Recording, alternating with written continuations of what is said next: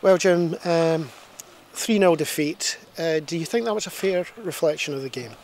I do. I have to admit, Ayr United were by far the better team tonight. It's as bad as we've played all season. I'm not going to be overcritical of my players because up until now they've been fantastic. They've overachieved. I think they've proved a lot of people wrong up to now, but tonight was very disappointing. Nothing came off for us from an offensive point of view. We defended well in the first half, the back four and John Robertson there in front of him, along with Neil Parry. We defended well, nearly had to make a couple of saves in the first half. We were over the moon again at 0-0 at half time, to be honest with you. But the goals that we concede, the manner of the first two goals are really disappointing. It's the second phase of a set play for the first one, and then the second one we've got a number of opportunities to go and clear our lines, and unfortunately we couldn't do it. And it's that man Shankland again, who's in the right place at the right time. But we were really poor, and Ayr United deserved the victory. That's all I can say. Do you think it was down to, you had a really hard shift on Saturday, a great result, but it was a hard shift? Do you think that had any effect on your players? No, listen, I'm not going to use the part-time thing as an excuse. At the end of the day, up until now, we've not looked like a part-time team. We've went toe-to-toe with every team that we've played prior to tonight's game, and we've more than matched them. So, not going to use that as an excuse. Tonight was just an off night for everyone.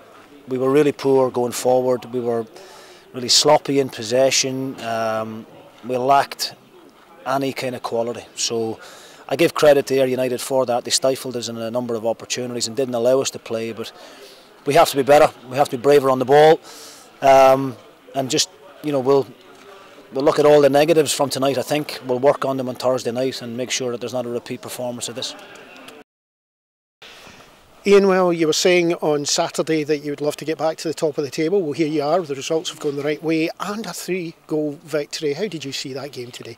Well, listen, I'm only saying top of the league because it means we're a good distance from ninth, and that's what's important right now. We've got 25 points, 15 away from 40, so we've had a great start to the season, but that's all it is. I thought the game, we controlled 80-90% of it. I thought first half we were terrific, but I think it was tough for the players because Saturday the atmosphere was unbelievable, our fans were incredible. Tonight the atmosphere was unbelievably flat in the first half.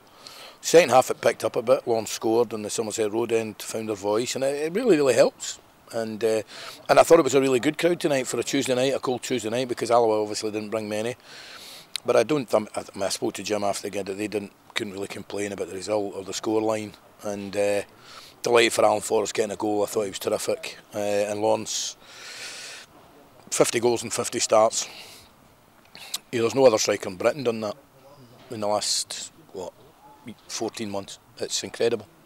But you had good performances all over the field. Liam Smith had another great game. Defensively, Michael Rose, and you seem to have players to spare. There again, it was a different lineup today. Well, I made a point of talking about that in the team. So I'm really proud of the defensive record. We had one really poor result against Queen of the South when we lost daft goals, and Stephen and Dobbs had a field day.